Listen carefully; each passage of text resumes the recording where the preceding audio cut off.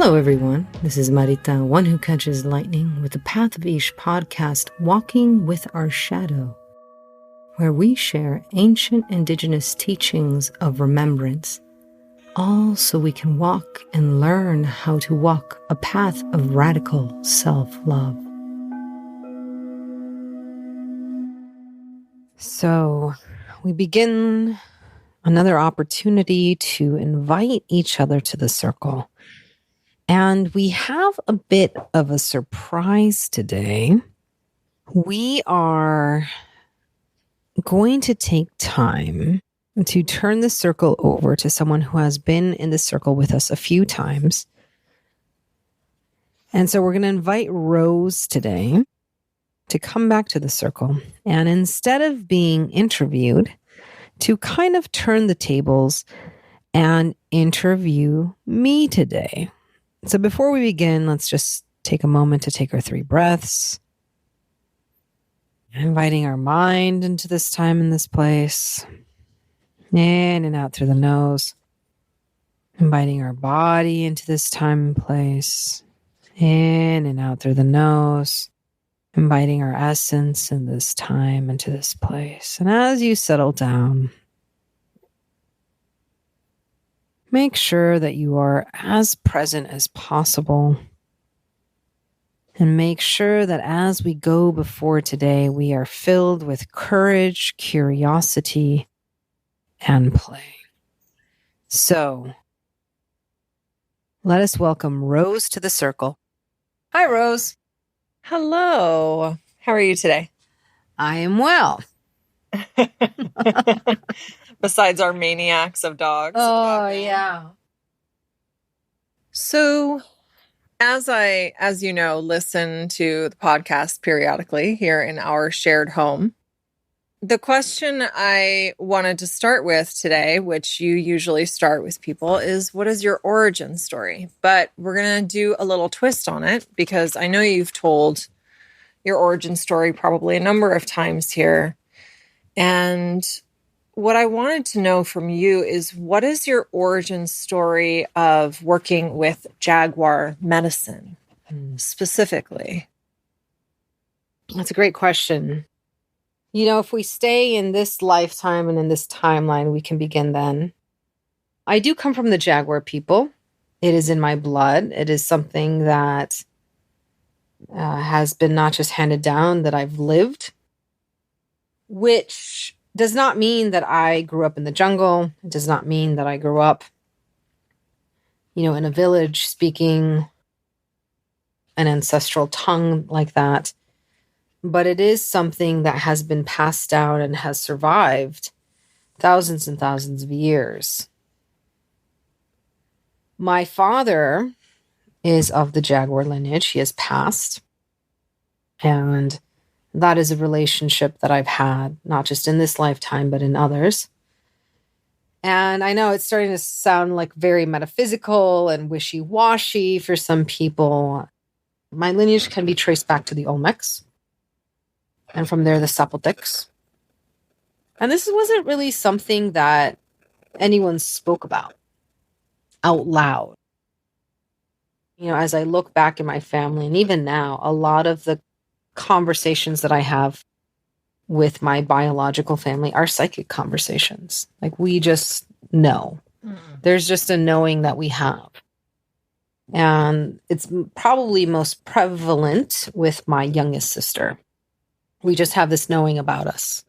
And we'll check in with each other, but we know why we're checking in and things like that. So a lot of this was unsaid. My father was also a curandero.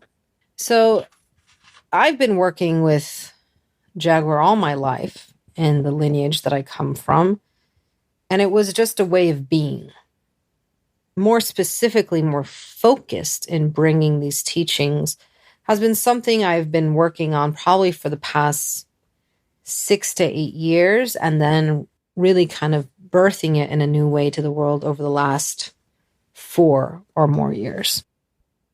And in your experience, I do want to kind of understand a little bit more about what Jaguar medicine is in terms of what you are bringing into the world.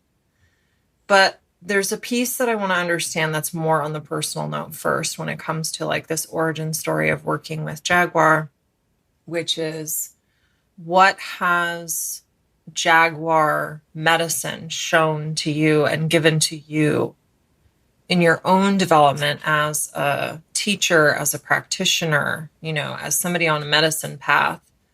I know it gives different things to different people depending on so many different things, but kind of, before you got into that stage of like, okay, now I'm holding this medicine with other people and teaching them and helping them work with it. What happened for you with Jaguar? The probably most significant shifts that occurred. When something is so close to you, you sometimes don't know how to qualify it nor quantify it. People hear Jaguar and they think of Jaguar as a spirit animal or whatever colloquial things that we're using these days.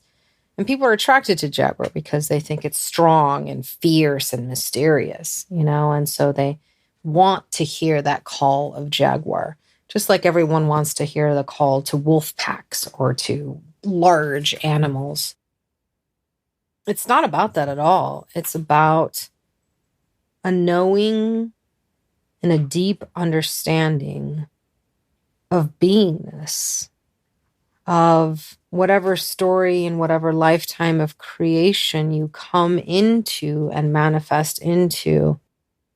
Jaguar medicine is about remembrance and finding that way home again, being able to remember through time and through space and through, time and space is even just in a lifetime. We always think that time and space is this, big metaphysical thing of many multiple lifetimes, but we live many lives in just one lifetime. And so Jaguar is really that medicina that teaches you how to walk home and how to remember. One of the probably most significant times in my life was when my father passed. Mm-hmm. I remember that. And that was kind of really a moment where, as he was an unspoken kind of lineage holder of this medicine, there was nowhere else where this medicine to go. Mm-hmm. He had not had the conversations with his other children that he had with me. And that's why, if you talk to some of my brothers and sisters, they're like, what are you even talking about? Mm-hmm. I was the firstborn and I had a very close relationship with him. And he taught me ever since I was young, many things.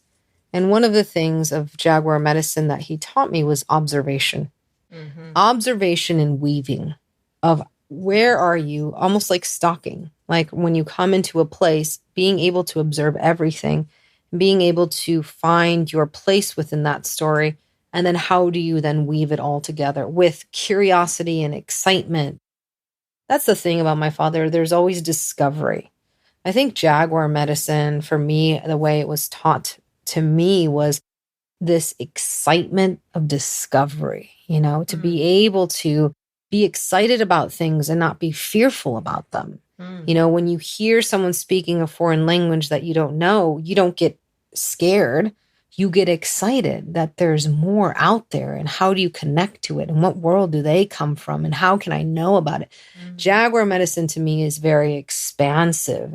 It was taught to me that way of not just one way of walking, but all of our beingness is having their own identity and intelligence and learning from them. So it's not a singular path or a singular herd. And I come from the Jaguars of the West, which has the energy of wind and lightning, the thunder people, hence my name, one who catches lightning. But it has movement, right? It has movement. It's a different type of Jaguar than the Jaguar of the East or the North or the South. It has curiosity to it. It has exploration. It has planting the seeds of things through words and through prayer. So one of the things my father taught me very strongly was the power of words, like how power and language of manifestation of how you plant seeds is in a vibration, which we call language. And so I grew up with a love and fascination of other cultures and of their languages, not because of they were foreign, right, to romanticize them, but because I knew that that was a vibration to someone's home. Mm-hmm. You know, it's interesting. We've talked obviously about Jaguar medicine a lot together because the conversations that you have on your podcast are the conversations we have at home, like every day. And the piece that you were talking about, you know, Jaguar medicine being a lot about coming home to yourself and reclaiming parts of yourself through this process of almost like stalking, which makes perfect sense because, you know, as we've talked about many times, you know, as you evolve as a person, your ability to hide and the parts of you that are hiding get more advanced at hiding. You know, they get more afraid. They're the parts of you that are more change resistant, that are more skilled at evading discovery. But I also think just in general in the modern world, people have become much more adept at hiding because our culture really supports it. But this other piece that you're talking about right now about the curiosity and discovery and kind of this expansiveness is actually a side of Jaguar that I feel like you haven't talked about as much.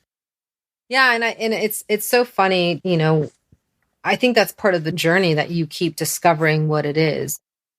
And in different situations, you're able to talk about it, you know.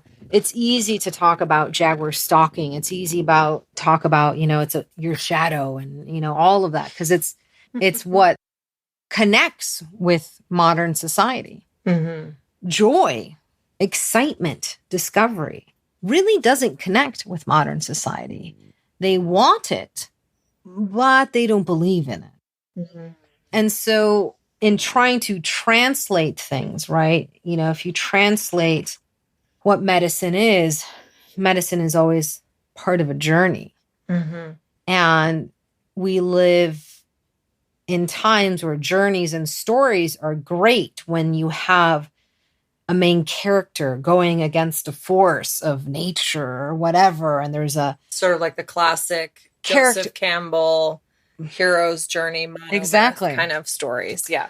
And so if people don't see a hero story as a way of relating to life, it becomes harder to talk about it because people want to be the heroes and they want an end. Where Jaguar medicine really at is its truth is the more you know you don't know. And my father would always say this to me growing up, like, ask them now when they think they know things, because then they'll really discover that they don't. And that was part of Jaguar medicine of, can you go to a place of wonder instead of trying to figure everything out? Because he tested me a lot, all the time. I've been tested all my life. And when you get into a series of being tested, sometimes you get into the monotony of winning the tests, or in a certain way, it's like, you know, you either have knowledge or you know how to take the test. And my father was always, my grandfather as well on my mother's side. Wow, what an amazing human being. Always, even him more than my father, was even out there more than my father was when it came to look at the beauty of not knowing. Mm-hmm. Look at the beauty of wonderment. My grandfather stood in front of what's that famous painting in the Louvre, the Mona Lisa, for 4 hours, 5 hours. And we went back the next day again because he was still like, it wasn't enough time for him to be in the presence of that smile, he said. Mm-hmm. It's a very different way to consume. It reminds me, it's so far, what you're describing is so far away from how a lot of people live now, right? It's like, if you are, I mean, I remember even years ago, probably like over a decade ago at this point, when I was on a backpacking trip with some friends and, you know, we didn't have cell service and we were talking about, you know, oh, what kind of tree is that? Oh, like, I think it's this particular variety of pine. And they were like, it's so terrible that I can't look it up right now. And I was like, yeah, that's like part of the experience though. You know, there's this openness about it that is you're not putting a period on everything, which in a way, putting a period there is like sort of false. Because what, you understand a tree just because you looked up the name of it? Something that I'm really coming clear on, even though I obviously knew this before this interview, but it is really showing to me how deep and complex your relationship and your family relationship with this medicine is, right? Yeah. And that when you have that depth and complexity of experience with something, it just keeps opening over and over to you, right? It's like a flower that will open again at different layers, the deeper that you know it, right? There's not this final place that you get to where you're like, oh, the jaguar flower opened. That's it. You saw the whole thing. That every layer of relationship, the flower will show you another layer of itself, of experience. And that for me also reflects what you're describing, that there's this like connection to wonder. And as you were talking, I was thinking about something else you've talked about recently, I think on this podcast, which is that, our relationships with the animal kingdom and with non-human kingdoms give us an opportunity to be supported, to learn to love, to feel love in so many different ways beyond the, human love languages, which is total, right? Like pop psychology, even though it's amazing in certain ways. It was very limited. And so when we think about Jaguar medicine, what is the love language of Jaguar medicine? Like, what is it about for you? Yeah. And I do also want to take a moment to say that both of my families came from big cats. Like my mother's magic and medicine came from tiger and lion, and her family raised some. Like her cousins had these big cats. And my father spent time in the jungles of Guatemala with jaguar. So there's that as well, because I think it's important to note that. Wow, the love language of jaguar. The song that comes into my head is one that I grew up listening with my father, and he's a Spanish artist. I can't remember his name. A caminante que no hay camino. Which is interesting that that's coming up, because the one who walks where there's no path. Now, when it comes to other animals, such as the mountain lion in what I grew up in was, and in my cosmology and for other people too, is the one who walks all paths, right? The one who walks the paths of the earth, the lakes and the streams and the mountains. But Jaguar medicine is the one who walks where there is no path. This is all making so much sense. Because of course, the focus of my business. So now I'm like, well, of course, we're here together. Exactly. It is the unmarked, undreamed path that Jaguar allows you to have the courage. And for me, when I'm thinking about this and feeling it, it's almost like it's a smell to me. For me, when I think of courage on a new path or sniffing out a new path, I'm very smell oriented, even though I can't smell anything right now. It's like I have that memory of what a new path smells like, what adventure smells like. What does it smell like? Well, You're holding, like, I'm like on pins and needles. It usually has like a sense of wind to it, overgrown grass to it, like, some leafy, some dead, like you don't know. And it's this overgrown kind of jungle dryness to it. Like everything's there. It's a cacophony of smells. It's not that clear-cut path. And clear-cut paths for me, this is when I'm a cat, smell a very different way. They're clear. You can smell the dirt. You know that there's a path. You can smell the steps and the wood and the soil. Uncut paths smell like the worms underneath. They smell like the frogs hidden in the water that you don't even know is there. Like they just smell completely different. Nothing has gotten out of the way. Yeah, nothing has gotten out of the way. Yeah. Nothing has been made to get out of the way. So you really are encountering everything in this one walkway. The adventurous part, and I think the courageous part, is to not cut the path. It's to come with the humility of knowing I'm not greater or lesser than any of these beings here.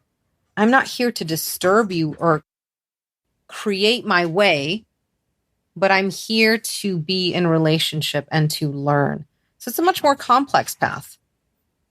You know, a call to courage and a call to an uncommon path, and something that hasn't been walked before, is a call to deep relationship. And that's where I think people, you know, lose the story on it. You know, they think that Jaguar is a clear, clean cut path, that I start here and I end here, and this is my prize, and I go home and now I can, you know, tattoo a jaguar on me and I've walked the Jaguar path. And it's literally a call to wildness. Mm-hmm. It's rewilding yourself. And I know that term has been used a lot, but it's what rewilding to me means is a call to understanding that the nature inside of your body is like the nature outside of your body, that the only thing that separates you is this skin that we have, right? That we are manifest in this form. But other than that, there is no separation. Mm. So you and your experience and your relationships are endless possibilities. Mm-hmm. So that's really part of the love language of Jaguar, is that ability to return home to yourself and then discover that who you are and what returning home to yourself and then connecting to the world that way gives you is not a finite place. Right? Correct. It is yes. not a finite self. It is not a finite story. It's not a finite discovery. It is a path of endless discovery. But also, and this I'm sensing from what you're saying, but I also know from having worked with many of your students, having witnessed many of your students, having witnessed your journey, that there is an endlessness to it, but that who you are, even though you will always be in transformation and discovery, still becomes so much more certain. Mm-hmm. Like your core, it becomes certain, even though it's not certain because it's fixed. Mm-hmm. Does that make sense? Yeah, you know, and I think it's, you stop trying to define yourself. You stop using Western measures of success. You stop defining yourself by the stories of people who have told you this is what life is supposed to look like, or success, or love.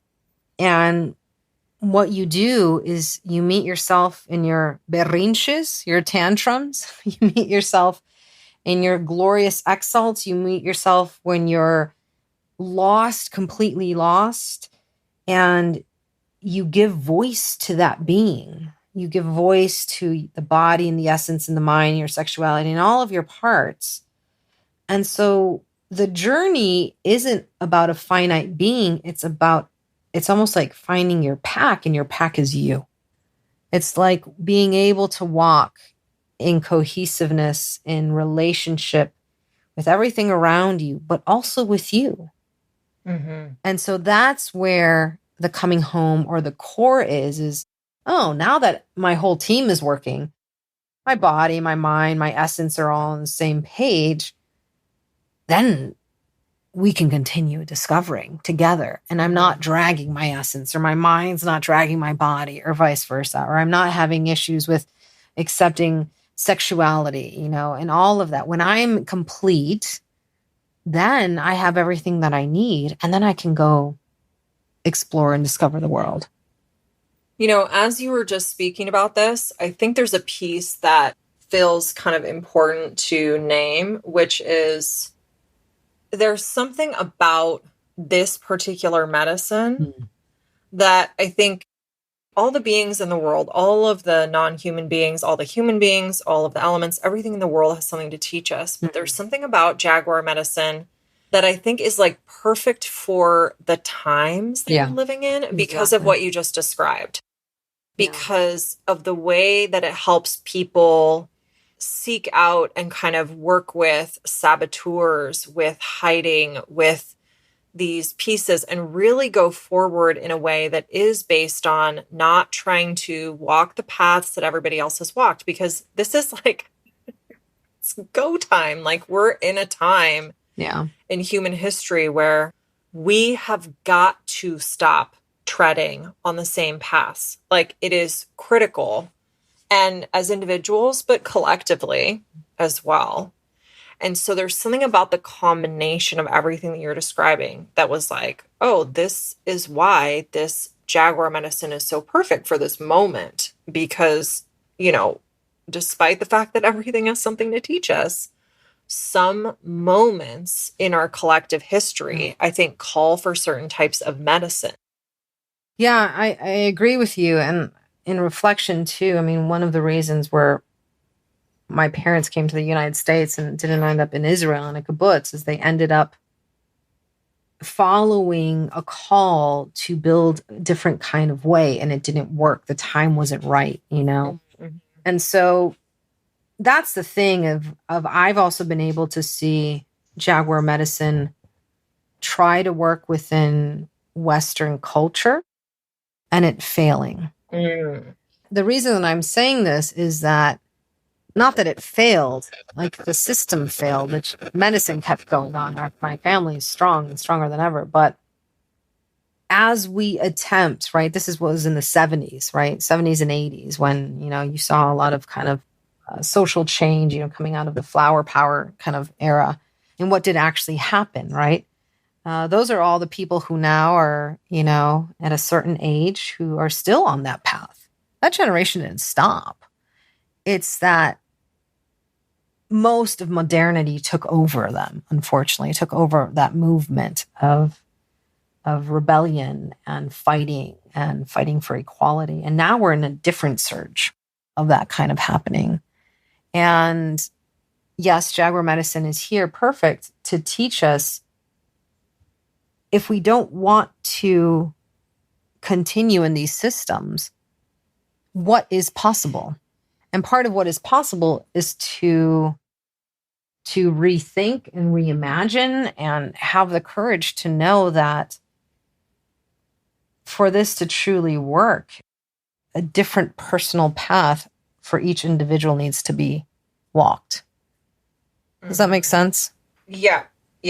There's this interesting balance that basically needs to occur between the individual kind of individualism and individual evolution that is connected to coexistence, as opposed to highly based, like only community oriented, Yes. where there is no focus on individuality, or the opposite, where we have this like rugged individualism BS, right? That also doesn't really work. So there's something about that, those pieces coming together in the right way, which reminds me so much of how we talk about, the past and the future, and how we have those two pieces that have to work together really well for us to move forward. So is that what you were kind of... Yes, that's totally what it was. It's the ability of like, the time is right not to just change at a collective level, but at an individual level. And it has to happen side by side for it to actually work. Because if it doesn't, then you have movements that equal and look like the same parts of what they're trying to conquer, but there's no change in the individual. There's no change because you fight the battle with the same energies. You're just speaking different things. This makes perfect sense too, because if you think about, right, jaguars are fairly solitary creatures, but they're, it's so funny when we talk about individualism, and I kind of want to shift tacks in a second here, because I feel like this is a really good place to kind of talk a little bit more about, how do people know like that they're ready for Jaguar medicine? How do you, and this feels like a piece of it. It's this piece of, I can't fully reject individualism. I know I need to work on my individual evolution as a really critical aspect of collective evolution. But a lot of the models of individual evolution that many people are used to are completely inseparable for them from dominant systems of oppression, of, these false narratives around, oh, well, if you're struggling, it's only because of you. Or if you're succeeding, it's only about you. And jaguar is so perfect because it is a loner in certain ways. Not completely for its whole life, obviously, but not a pack animal or herd animal. But it's also always living in coexistence with its surroundings. Like it's in deep relationship. Most of the animals in the wild, if they're living in their natural habitats, that is the case. And so it represents that really interesting pairing, How to be in this world, but not of it. Yes. Well, I mean, I feel like that's a whole separate thing. I think you're taking it now. Yeah, exactly. But yeah, how to be an individual, how to be sovereign, how to be powerful in your own identity. Yeah. Somebody must have forgotten to tell the jaguar that it wasn't supposed to be powerful. Like, this is the thing about humans that I think why we have to do work like this is because our ability to self-reflect and like our, self-obsession of like being able to look at ourselves kind of from this particular standpoint mentally as beings blocks us so much from our own power. Because we're like, oh my God, am I strong? Do I deserve to eat that thing for dinner? I don't know. And that's one of I think the powers of working with animal medicine and elementals as well. And a number of different other types of medicine is like, somebody, the ocean missed the memo that it's not supposed to be threatening and loving at the same time. Yeah. So when it comes to people coming into this type of medicine, first of all, what are people going through potentially that they would know, like, this could be medicine that would support me? Yeah. A lot of my students who have moved on to be mentors, who walk deep medicines in their path in their own way. And I just want to say also, you can see it on people. Yeah, you can see it. Like, I have witnessed these people over years now, and it is, you can physically see in their eyes and the way they carry themselves and how they talk and where they're wasting energy, getting lost in indecision. It's not that they don't have more space to evolve, but like, I just wanted to say that because it's a powerful testament to your work in a world where a lot of the stuff that's being sold is like really short term. Yeah. It's very short term. It makes you feel amazing for a little while. And then it's like this constant grasping to get back to that, as opposed to something that resides within you for the rest of your life. Yeah. Well, I didn't go to business school. It's okay. You know a lot more than a lot of people who went to business school. My dad wanted me to go. He thought it would be a good idea, but you probably have to unlearn half of it. Yeah, but I think there's, and please correct me if I'm not, but part of modern business is to not create solutions, but to create placeholders. And so you need to constantly consume that placeholder, or you give them products that break, and then you create people who can fix them, and you create, it's kind of that. And obsolescence. Yeah, there you go. So that's the one where it's like products that you need to update, or you have to get the newest thing, and that is a purposeful element of design that really started at the beginning of the 20th century was like when it really became a huge part of how people designed products. Yeah. Because they were making these more, and it was like huge in the automobile industry. Yeah, of course. Right? Because they were like, shit, now this car's going to last a really long time. They're not going to buy anything. I know us. Horses would die, but a car was going to last. They're going to maintain it, but like that is really when it came about. But interesting. More than like in the past before that. I'm sure there was other people that did that in the past, or they create their own market and then give the solution, like that story you're talking about your dad like packing the groceries too heavy. Oh yeah. And then going out and carrying them for people. Charging them to be like, oh, you need some help to your car with that overpacked groceries. Yeah, he was really a businessman. He was. The reality is this. The reality is that a lot of these teachings have not been taught at the level and in the circles that I'm teaching. what I mean is collectively being on social media, collectively being on Thinkific, which I never thought, collectively being on Zoom. And the reason was we wanted people to work for this, and usually it would take them 5 years to see if we trusted them enough to give them this knowledge, because we were still in a time, right, where, it wasn't till 1978 that Indigenous people could practice without being killed for their practices and being imprisoned. Yeah, and being and that varies because some of that is still happening around the world. So again, when people are coming to Indigenous practices, they forget that it's kind of pretty new for us to be sharing them. And not many people are then sharing the depths of what we're sharing at Jaguar. They're sharing very kind of, and I love the grandmothers, and I work with one of the grandmothers, and they're sharing grandmother medicine. And grandmother medicine is this very light storytelling. Like, your grandmother was the one who, like, my grandmother slapped me around a little bit, but there was always cookies involved or something. Like, it's a lighter kind of a thing of bringing people together. People love grandmothers.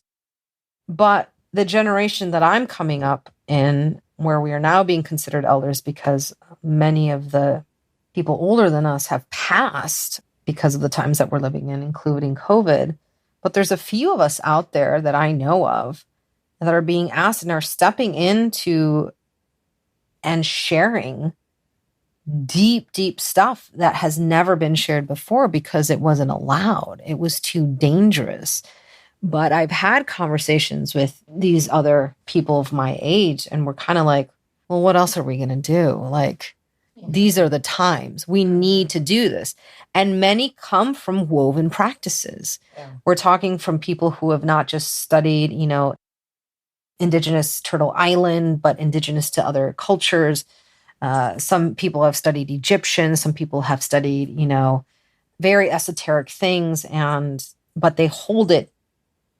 And these people that I'm literally thinking about 3 or 4 in the world right now hold it because they are Indigenous and they are bringing it in a modern way. And I know, I can speak for myself, and I've heard them speak as well. We don't want to create disciples. We want to create free beings. So it's a very different way of saying, we're saying, here's the knowledge, right? Some people are teaching lighter, some people are teaching more. Everyone has kind of their steps, but it's really about returning you back to you, your sovereignty. You take responsibility. Here are these teachings. You take responsibility. Be sovereign, be empowered. And I think that's the difference. There's not a lot of people that have both the old and the modern that can weave it together and that are giving people their sovereignty. There's a lot of people that have studied, and then they get into this romanticized idea and they make it very Western, because you can't separate it sometimes for some people. If you don't do the core work of decolonization, a lot of people, even though they come in a good way, if they haven't worked on that core beingness, they have a tendency, and because it's in their DNA and their nature, to turn it into something like that. Yeah, and I think when you're saying like in their DNA and their nature, I've encountered this a lot as well in ways that I didn't anticipate, because I'm white. Like I've grown up in a lot of white spaces, but I've also grown up in a number of mixed cultural spaces. And I didn't recognize the degree to which some of that had really, at a very foundational level, been woven into my identity, how I perceive the world. And I had to do a lot of work. I will probably have to for the rest of my life, because that is normal. We live in a culture that's very, what it is. But another way that I feel like of saying, even though in addition to in the DNA, right, is number one, DNA can change. Yep. Because DNA is about expression. It doesn't, things turn on and off. It's not innate that because we have these certain things, they will express, right? Yeah. And so when I think about these things, it's also like thinking about, things that have seeped from the surface where it's really thick and it's all over the place, like things in the water, right? Imagining there's these, chemicals, and they seep all the way down slowly until they're like in this groundwater aquifer. And that's the piece that when they come takes more time, that decolonization work, for example, more time to change, because you've changed some of these upper layers, or you've had some experiences. Those pieces are still under there and they have to be shifted. You can't just have other experiences that slowly shift down. Some of it has to actually be undone. And I think a lot of that is, whenever people come into the circle, one of the things that we talk about is we have a practice of witnessing. Yeah. And witnessing, instead of being like, I'm the expert, or I see you and I'm going to give you advice because you said this, is literally just listen to someone, witness, and see them change and evolve and grow, and let them do the work. And the practice of witnessing is powerful because you witness how someone is doing their work. And because so many people are trying to fix things, they just get in the way of someone doing their own work. So constantly. Constantly. From a place of lack of understanding and a need to be useful, basically. A need to be useful. So one of the things that, we sit with, and I've sat with, a lot of my students, is walking them through their shame cycles. God. Right? Because it comes up. Well, this is the thing, is like, and I remember you and I had a conversation once, and it was like, wow, so here we are creating these circles where people are confronted with lack, shame, their needs, and all of this, and we're trying to tell them that that's okay, but the rest of the world says no. And so we're literally creating a circle that the rest of the world is saying, you are crazy for doing this. You have no time to do this. You're not worthy to do this.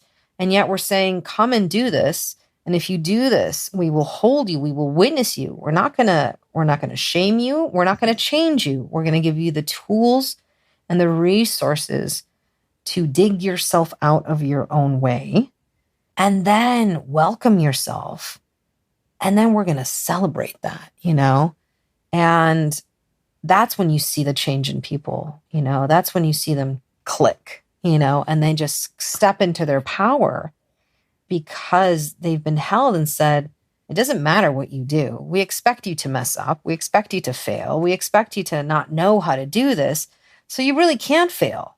That's the thing. People think that they're going to fail. But how can you fail when you don't know what you're doing? Not a lot of people have those circles or those spaces. It's all about, have I accomplished this? Have I won this? Did I check this box off? Do I have the certification? This is really a space of like, hey, let's get down and dirty in the mud. Let's get into the unknown. And it's okay that you don't know. And I think that's the challenge. But, the challenge of walking a path like this is that you return back to yourself, and then the rest of your life changes. Your relationships, your human relationships change. Your intimacy levels change. You stand up more for yourself in your jobs or with people. Your abundance starts coming in a different way of flow. And we live in a society that wants you to plug holes and not be a whole being. And there's something that you were just saying. Number one, I completely forget sometimes like that other people don't have spaces like this, even though I'm reminded, because I'm like, oh yeah, this is like what it's really like out there. When people come to our circles and they're like, there's literally nowhere else that I can just be myself in this way. So when we're kind of coming back to this question of like, how do people know they're ready for this medicine? Yeah. There's this profound level in what you're describing of honesty. Honesty of, I'm going to welcome all of you.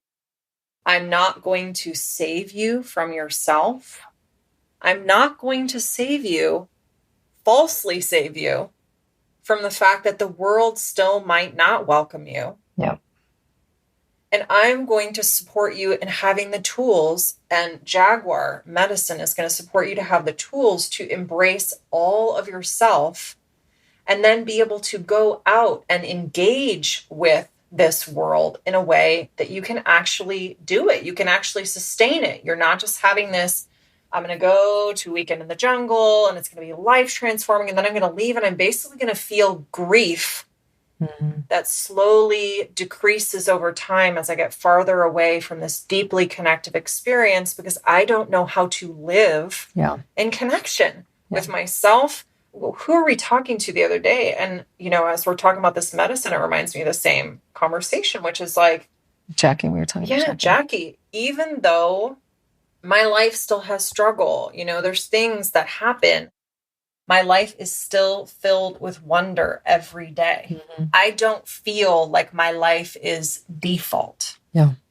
And so when you're describing this, it's like, if that's what you're ready for, if you are tired of, having circles that are really just giving you false hope that, you walk away and then you feel completely let down, or that are giving you really deep medicine, but then you return to your normal life and you're like, what the fuck can I do with this besides feel sad? How do you actually be in yourself in that way every day, right?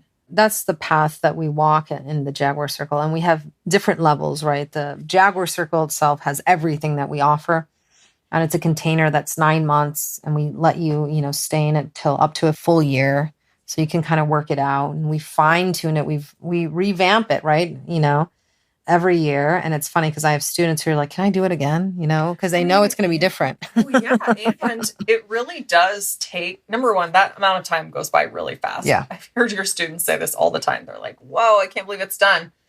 And it takes that long. Yeah.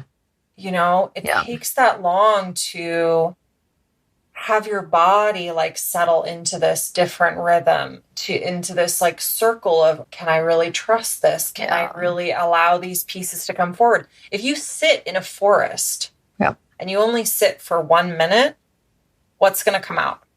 If you sit in a forest for several hours, what are you going to see? If you sit in that same place for several days, what do you think you're going to see? The things that don't come forward at first, right? And that's why we always say there's no replacement for time. And 9 months is not a lot of time. But we do give you what would take normally, 5-6 years to teach if you were living close by, or even longer, 20 to 30 years for some people. And the reason being is that we try to give it to you, and then you decide what you want to use. You decide what doesn't work for you. And there's no right or wrong. Choose something. And then probably the hardest ask is weave it into your life. I think make it yours. That's where you are actually perfectly positioned, though, because even people who are teachers who do kind of try to bring their stuff a little bit more into the modern world, I still think there are very few who do it to the degree that you do. There are some. Yeah.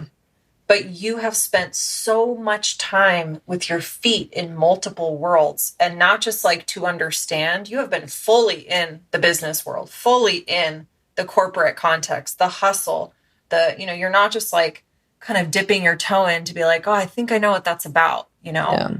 And so you are uniquely positioned to understand when people bring you questions from either side or any side, to help them understand how to really exist in that, as opposed to being like, well, I'm going to give you some probably really unhelpful advice and we're here. That just lets you know I don't get it. Right? Yeah. So, and this is the thing, is like we all walk different lives, whether you're someone, working the cash register or you're a CEO of a Fortune 500 company. The lesson, the path is yours to choose, but the tools will be adjusted to you. And I think, that's what's magnificent about, Jaguar medicine is that don't hold back. It is magnificent. It's magnificent. It adjusts, right? Mm-hmm. And this is not to say that the cash register needs more, person who's working in cash register needs more medicine than the CEO. It could be vice versa, right? So in the circle, we are all the same. But everything that we're learning can be applied to whatever life you're living in the present moment and the life you want to live. Mm-hmm. It helps you get to know, like, if at the end of myself, how do I actually do all of these things? We give you the tools. And the tools, a lot of it is time. Take time with yourself. The tools, all the tools that we teach you are to build relationship with yourself and the natural world. Yeah. Well, speaking of time. This has been amazing. Thank you so much for the opportunity. I could talk about this for longer. Yeah, we could do this again, Well, we definitely can. Jaguar Circle continued. Thank you for allowing me to interview you. Thank you so much for suggesting this and for taking the time to ask me questions. It's so much easier to answer questions, I think, to just come up. You're asking this. Anyway, right. Thank you, Farida, and it was a pleasure. Well, thanking you, Rose, and your people and all the circles that you create and sit in as you also talk about cohesiveness, about coming together. What is your new thing that you're... Undivided. Your undivided container. Also check out Rose's undivided container. We do similar work, but very differently and with different mentors, with different medicine and different traditions. But they're really, both the circles that we lead are about, can you be you? Because at the end of this road, at the last breath that you take, can you be resolved that you showed up and lived your life? With gratitude and thanksgiving to all my teachers who have allowed me to share these teachings. And yes, they do get a cut, don't worry. We give you thanks to all the directions, to all the ancestors who hold us, and to you. If you hear the call, it is time to enter into the path of radical self-love and acceptance over at the path of Ish, and to be held in one of our containers, one of our circles. We welcome you to bring all of yourself. Shade.